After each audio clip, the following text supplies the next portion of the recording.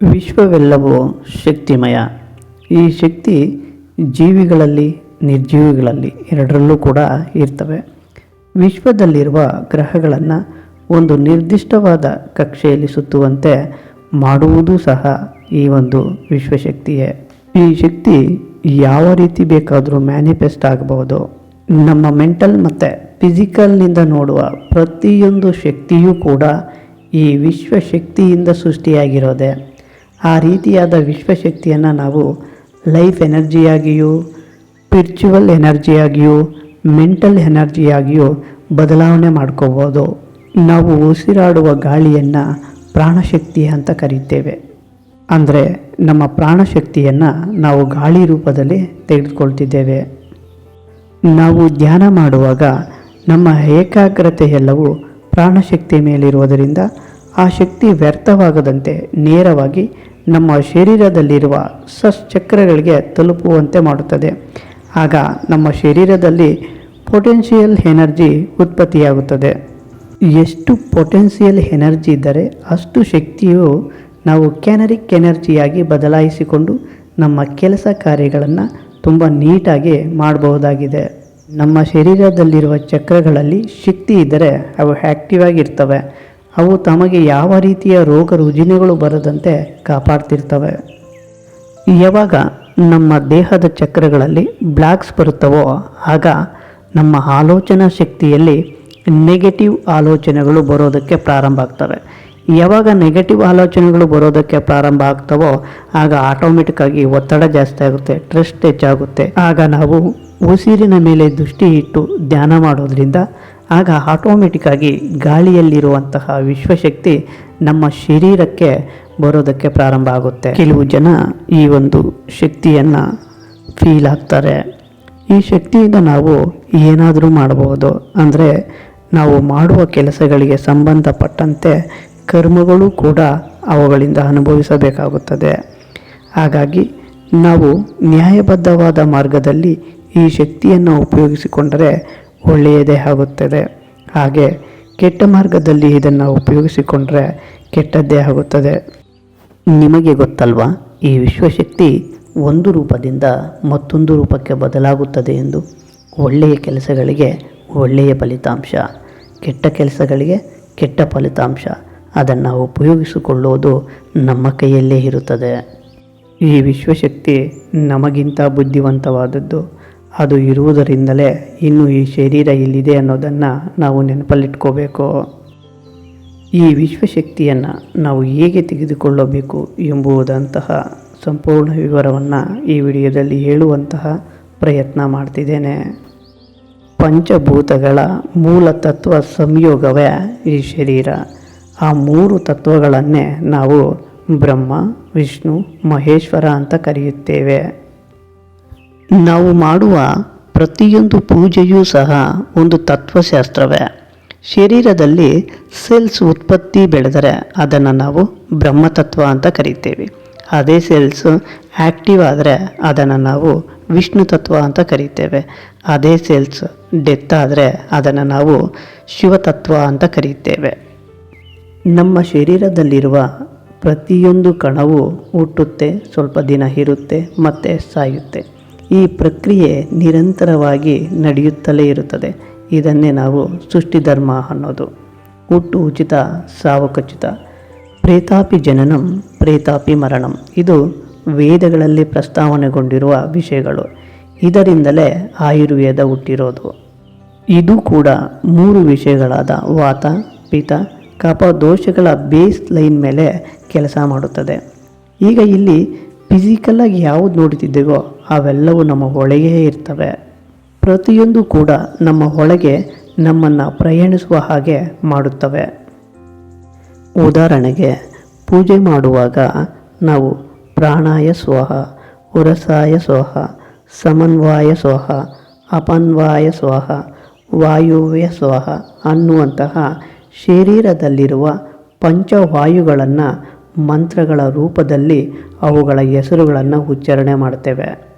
ನಮ್ಮ ಪ್ರಾಣವು ಶರೀರದಲ್ಲಿರುವ ಪಂಚವಾಯು ರೂಪದಲ್ಲಿರುತ್ತದೆ.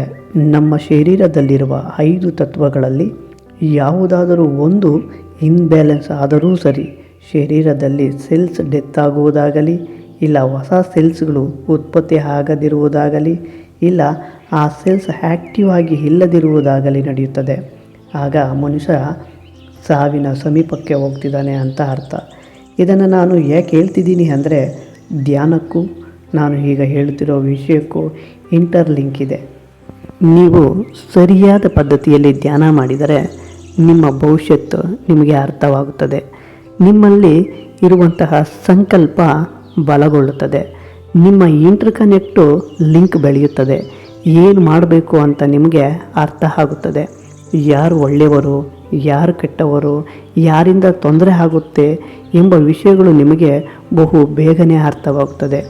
ಅದಕ್ಕೆ ನಿಮ್ಮ ಈ ಪಂಚಭೂತಗಳು ಸಹ ಸಹಕಾರ ಮಾಡ್ತವೆ. ನೀವು ಮಾಡೋ ಪ್ರತಿಯೊಂದು ಕಾರ್ಯವೂ ದೈವ ಸಂಕಲ್ಪ ಕಾರ್ಯವಾಗುತ್ತದೆ. ಸಾಧಾರಣ ವ್ಯಕ್ತಿಗಳಿಗಿಂತ ನೀವು ಸ್ವಲ್ಪ ಭಿನ್ನವಾಗಿರ್ತೀರ. ಧ್ಯಾನವನ್ನು ಸರಿಯಾದ ಮಾರ್ಗದರ್ಶನದಿಂದ ಮಾಡಿದವರಿಗೆ ಈ ಸೃಷ್ಟಿಯಲ್ಲಿರೋ ಎಲ್ಲ ಜೀವಿಗಳ ಭಾಷೆಗಳು ಕೂಡ ಅರ್ಥ ಆಗ್ತವೆ. ಯಾವುದು ನಮಗೆ ಬೇಕು ಅಂದ್ಕೊಳ್ತೀವೋ ಅದನ್ನು ನಾವು ಮ್ಯಾನಿಫೆಸ್ಟಿಂಗ್ ಮಾಡ್ಕೊಳ್ಬೋದು. ಅಂತಹ ಶಕ್ತಿ ನಮಗೆ ಲಭಿಸುತ್ತದೆ. ಇದು ನಾನು ಹೇಳ್ತಿರುವ ಮಾತಲ್ಲ, ಪರಮ ಗುರುಗಳು ಹೇಳುತ್ತಿರುವ ಮಾತುಗಳಿವು. ಆಲೋಚನೆಗಳ ಸಂಖ್ಯೆ ಇಳಿಮುಖವಾದರೆ ಸಂಕಲ್ಪದ ಬಲ ಹೆಚ್ಚಾಗುತ್ತದೆ. ಸಂಕಲ್ಪ ಬಲ ಇದ್ದರೆ ನಾವು ಏನು ಅಂದ್ಕೊಳ್ತೀವೋ ಅದು ನಡೆದೇ ತೀರುತ್ತದೆ. ಇವತ್ತು ನಾವು ಉಪಯೋಗಿಸುತ್ತಿರುವ ಪ್ರತಿಯೊಂದು ವಸ್ತುವು ಟಿ ವಿ ಆಗಿರ್ಬೋದು, ಮೊಬೈಲ್ ಆಗಿರ್ಬೋದು, ಕಂಪ್ಯೂಟರ್ ಆಗಿರ್ಬೋದು, ಇವೆಲ್ಲವೂ ಕೂಡ ನಮ್ಮ ಸಂಕಲ್ಪ ಬಲದಿಂದಲೇ ಹುಟ್ಟಿರೋಂಥದ್ದು. ಅಂದರೆ ನಮ್ಮ ಬುದ್ಧಿಶಕ್ತಿಗೆ ಸಂಬಂಧಪಟ್ಟಂತೆ ನಾವು ಆ ಒಂದು ವಸ್ತುಗಳನ್ನು ಉತ್ಪತ್ತಿ ಮಾಡಿದ್ದೇವೆ. ಅಂದರೆ ಅವುಗಳು ಮಾಡುವ ಕೆಲಸಗಳನ್ನು ಕೂಡ ಮಾಡುವಂತಹ ಸಾಮರ್ಥ್ಯ ನಮಗಿದೆ ಎಂದೇ ಅರ್ಥ. ನಾವು ಧ್ಯಾನವನ್ನು ಸರಿಯಾಗಿ ಮಾಡಿದರೆ ನಾವು ಯಾವುದೇ ಕೆಲಸವನ್ನೇ ಆಗಲಿ ತುಂಬ ಸುಲಭವಾಗಿ ಸಲೀಸಾಗಿ ಮಾಡುವಂತಹ ಸಾಮರ್ಥ್ಯ ಬರುತ್ತದೆ. ಆದರೆ ನಮ್ಮ ಕೈಯಲ್ಲಿ ಧ್ಯಾನ ಮಾಡೋಕ್ಕೆ ಆಗ್ತಿಲ್ಲ ಅನ್ನೋದೇ ಇಲ್ಲಿ ದೊಡ್ಡ ಸಮಸ್ಯೆ. ಈ ಸಮಸ್ಯೆಯನ್ನು ಹೇಗೆ ಸುಲಭವಾಗಿ ಪರಿಹರಿಸಿಕೊಂಡು ಧ್ಯಾನಕ್ಕೆ ಕೂರಬೇಕು ಎಂಬುವ ವಿಚಾರವನ್ನು ಈ ವಿಡಿಯೋದಲ್ಲಿ ಹೇಳ್ತೀನಿ, ಕೇಳಿ. ಒಬ್ಬರೇನೋ ಉಸಿರಿ ಮೇಲೆ ದೃಷ್ಟಿ ಇಡಿ ಅಂತಾರೆ, ಮತ್ತೊಬ್ಬರು 2 ಕಣ್ಣು ರೆಪ್ಪೆಗಳ ಮಧ್ಯೆ ದೃಷ್ಟಿ ಇಡಿ ಅಂತಾರೆ. ಇಷ್ಟಕ್ಕೂ ಆಲೋಚನೆಗಳೇ ಬರದೆ ಹಾಗೆ ಧ್ಯಾನ ಮಾಡೋಕ್ಕೆ ಸಾಧ್ಯನಾ? ಇದು ನಿಮ್ಮೆಲ್ಲರ ಪ್ರಶ್ನೆ. ಖಂಡಿತವಾಗಿಯೂ ಆಲೋಚನೆಗಳೇ ಬರದೆ ಧ್ಯಾನ ಮಾಡೋಕ್ಕೆ ಯಾರ ಕೈಯಿಂದಲೂ ಸಾಧ್ಯ ಇಲ್ಲ. ಯಾಕಂದರೆ ಮನಸ್ಸು ಅನ್ನುವುದು ಒಂದು ಹುಚ್ಚು ಕುದುರೆ. ಅದಕ್ಕೆ ಲಗಾಮಿಲ್ಲ, ಲಗಾಮ್ ಹಾಕಲು ಕೊಡೋದು. ಯಾಕಂದರೆ ಅದ್ರ ಪಾಡಿಗೆ ಅದನ್ನು ಬಿಟ್ಬಿಡ್ಬೇಕು. ಆಗ ಅದು ಓಡಿ ಓಡಿ ಓಡಿ ಒಂದರ ಹತ್ರ ನಿಂತ್ಕೊಳ್ಳುತ್ತಲ್ವ, ಆಗ ನಮ್ಮ ಪಾಡಿಗೆ ನಾವು ಧ್ಯಾನ ಮಾಡ್ಕೋಬೋದು. ಧ್ಯಾನ ಮಾಡುವಾಗ ಕೆಲವು ಮೈಕ್ರೋ ಸೆಕೆಂಡ್ಗಳಲ್ಲಿಯೂ ಕೂಡ ಈ ವಿಶ್ವಶಕ್ತಿ ನಮ್ಮ ಶರೀರವನ್ನು ತಲುಪ್ತದೆ. ಈ ಮೈಕ್ರೋ ಸೆಕೆಂಡ್ಗಳಲ್ಲಿ ಬರುವಂತಹ ಶಕ್ತಿ ಎಷ್ಟೋ ಅದ್ಭುತವಾದಂತಹ ಕೆಲಸಗಳನ್ನು ಕೂಡ ಮಾಡ್ತದೆ. ಧ್ಯಾನ ಸರಿಯಾಗಿ ಮಾಡೋಕ್ಕೆ ಕೆಲವೊಂದು ಯೋಗಾಸನಗಳಿದೆ. ಅವು ಸ್ವರಯೋಗ, ಹಠಯೋಗ, ಕ್ರಿಯಾಯೋಗ, ಈ ರೀತಿಯ ಯೋಗಾಸನಗಳನ್ನು ಮಾಡಿದಾಗ ತುಂಬ ಚೆನ್ನಾಗಿ ಧ್ಯಾನವನ್ನು ಮಾಡ್ಬೋದು. ಪಂಚಭೂತಗಳಲ್ಲಿ ಒಂದಾದ ಉಸಿರಿನ ಮೇಲೆ ಹಿಡಿತ ಸಾಧಿಸುವವರೆಗೂ ಧ್ಯಾನ ಸ್ವೀಕಾರವಾಗುವುದಿಲ್ಲ. ಉಸಿರಿನ ಮೇಲೆ ದೃಷ್ಟಿ ಇಟ್ಟು ಮನಸ್ಸನ್ನು ಕೇಂದ್ರೀಕರಿಸಿದರೆ ಧ್ಯಾನ ಸಾಧ್ಯವಾಗುತ್ತದೆ. ಇವಾಗಲೇ ಕುಳಿತುಕೊಂಡು ಧ್ಯಾನ ಮಾಡಬೇಕು ಅಂದರೆ ನಮ್ಮ ದೇಹ ಒಪ್ಪಲ್ಲ. ನಾವು ತಿನ್ನುತ್ತಿರುವ ಆಹಾರ, ತಿರುಗಾಡುತ್ತಿರುವ ಪ್ರದೇಶ, ನಮ್ಮ ಸುತ್ತಮುತ್ತಲಿನ ವಾತಾವರಣ, ನಮ್ಮ ಜನಸಂಪರ್ಕ, ಹೀಗೆ 10 ವಿಷಯಗಳು ನಮ್ಮ ಶರೀರದ ಮೇಲೆ ತೀವ್ರವಾಗಿ ಪ್ರಭಾವವನ್ನು ಬೀರ್ತವೆ. ಈ ಅಖಿಲ ಚರಾಚರ ಸೃಷ್ಟಿಯಲ್ಲಿ ಪ್ರತಿಯೊಂದಕ್ಕೂ ಒಂದು ವೈಬ್ರೇಷನ್ ಇರುತ್ತದೆ. ತಿನ್ನುವ ಆಹಾರದಿಂದ ಮನುಷ್ಯನ ಗುಣಗಣಗಳು ಬದಲಾವಣೆ ಆಗ್ತವೆ. ನಾವು ಎಷ್ಟು ಆಹಾರ ತಿನ್ನುತ್ತಿದ್ದೇವೆ ಎಂಬ ಆಧಾರದ ಮೇಲೂ ನಮ್ಮ ಧ್ಯಾನದ ಅಂಶ ಆಧಾರವಾಗಿರುತ್ತದೆ. ಧ್ಯಾನ ಮಾಡುವ ಸಮಯದಲ್ಲಿ ಹೊಟ್ಟೆ ಖಾಲಿಯಾಗಿದ್ದಷ್ಟು ತುಂಬ ಒಳ್ಳೆಯದು. ಹೊಟ್ಟೆ ಖಾಲಿ ಇದ್ದಾಗ ಪ್ರಾಣಶಕ್ತಿ ಶರೀರದಲ್ಲಿ ಸರಾಗವಾಗಿ ತಿರುಗಾಡುತ್ತದೆ. ಪ್ರಾಣಶಕ್ತಿ ಎಷ್ಟು ಸಲೀಸಾಗಿ ಸರಾಗವಾಗಿ ತಿರುಗಾಡುತ್ತೋ ಮನಸ್ಸು ಅಷ್ಟೇ ನಿರ್ಮಲವಾಗಿರುತ್ತದೆ. ನಾವು ತಗೊಳ್ಳುವ ಉಸಿರು ನಿರಾಕಾರವಾಗಿ ಸ್ವಾದಿಷ್ಟವಾಗಿ ತಗೊಂಡ್ರೆ ಒಂದೇ ಒಂದು ಆಲೋಚನೆ ಕೂಡ ಬರಲ್ಲ. ಆಗ ಈ ಶರೀರ ತುಂಬ ಆ್ಯಕ್ಟಿವ್ ಆಗಿರುತ್ತೆ, ಮುಖ ಸಂತೋಷಭರಿತವಾಗಿರುತ್ತದೆ. ಇದನ್ನೇ ನಾವು ತೇಜಸ್ಸು ಅಂತ ಕರಿತೀವಿ. ಪ್ರಾಣಾಯಾಮ ಮಾಡುವಾಗ ನಮ್ಮ ಶರೀರದಲ್ಲಿ 72,000 ನಾಡಿಗಳು ಶುದ್ಧಿಯಾಗ್ತವೆ. ನೌಲಿ, ಕಪಾಲಿಭಾತ್ಯ, ಅಗ್ನಿಸಾರಕ ಮಾಡಿದಾಗ ಜೀರ್ಣಶಕ್ತಿ ವೃದ್ಧಿಯಾಗುತ್ತದೆ. ಹಾಗೆ ನಾಭಿ ಸ್ಥಾನದಲ್ಲಿ 72,000 ನಾಡಿಗಳು ಕನೆಕ್ಟ್ ಆಗಿರ್ತವೆ. ಆ ನಾಡಿಗಳು ಆ್ಯಕ್ಟಿವ್ ಆಗ್ತವೆ. ಹೀಗೆ ಮಾಡಿದಾಗ ನಮ್ಮ ಶರೀರದಲ್ಲಿರುವ ಎಲ್ಲ ಸೆಲ್ಸ್ಗಳು ಕೂಡ ಆ್ಯಕ್ಟಿವ್ ಆಗ್ತವೆ. ಆಗ ಸಲೀಸಾಗಿ ಉಸಿರಿನ ಪ್ರಕ್ರಿಯೆ ನಡೆಯುತ್ತದೆ. ಈ ಸಮಯದಲ್ಲಿ ಉಸಿರಿನ ಮೇಲೆ ದೃಷ್ಟಿ ಇಟ್ಟು ಧ್ಯಾನ ಮಾಡಬಹುದು. ಹಣೆ ಮಧ್ಯೆ ದೃಷ್ಟಿ ಇಟ್ಟು ಧ್ಯಾನವನ್ನು ಸರಿಯಾಗಿ ನಡೆಸಬಹುದು. ಹೀಗೆ ಮಾಡಿದಾಗ ಧ್ಯಾನ ಬೆಳೆಯುತ್ತದೆ. ಇದರ ಪ್ರಭಾವ ದಿನ ಪೂರ್ತಿ ನಮ್ಮ ಮೇಲೆ ಇರುತ್ತದೆ. ನೀವು ಹೀಗೆ ಒಳ್ಳೆಯ ಮಾರ್ಗದಲ್ಲಿ ಧ್ಯಾನ ಮಾಡಿದರೆ ಇದರ ಪ್ರಭಾವ ಸಾಮಾನ್ಯವಾಗಿರಲ್ಲ. ನೀವು ಎಷ್ಟೇ ಕೆಲಸ ಕಾರ್ಯಗಳನ್ನು ಮಾಡಿದರೂ ಆಯಾಸ, ಸುಸ್ತು ಅನ್ನೋದೇ ನಿಮ್ಮ ಬಳಿ ಸುಳಿಯಲ್ಲ. ನೀವು ಬೆಳಗ್ಗೆ ಎದ್ದಾಗ ಎಷ್ಟು ಫ್ರೆಶ್ ಆಗಿರ್ತೀರೋ ಹಾಗೆ ಆ ದಿನ ಪೂರ್ತಿ ಇರ್ತೀರ.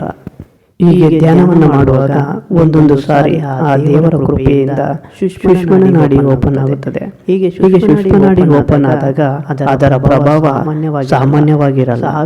ಸಾವಿರ ಸಾರಿ ಸಂಭೋಗದಲ್ಲಿ ಪಾಲ್ಗೊಂಡಾಗ ಎಷ್ಟು ಸುಖ ಸಿಗುತ್ತೋ ಸುಷುಮ್ನ ನಾಡಿ ಓಪನ್ ಆದಾಗ ಅದರ ಪ್ರಭಾವವೂ ಕೂಡ ಅಷ್ಟೇ ಸಿಗುತ್ತದೆ.